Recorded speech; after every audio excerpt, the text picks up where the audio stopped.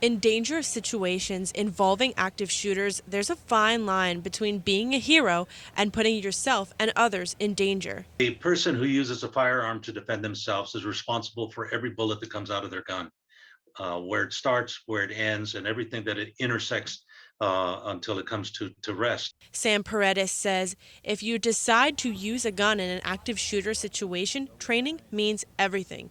And former police officer and professor of criminal justice, Dr. Todd Burke, says the real deal is way different than shooting at a target. Practicing at a target, at a still target, is very different than a moving individual, and particularly under a stressful situation. And the same thing applies not just to citizens, but to police officers as well.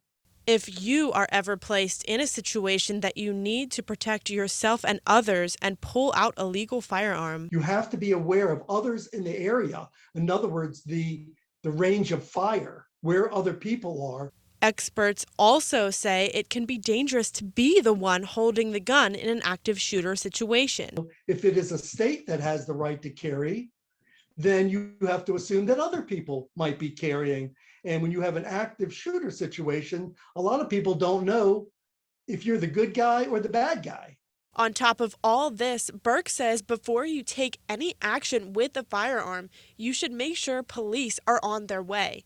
But Paredes says it is possible to find yourself in danger before police arrive. If you want to be safe, you have to make that decision whether you want to be your own first line of defense. Dr. Burke says every shooting comes with a risk, but in this case, the risk outweighed the consequences. Paredes says the young man is a hero.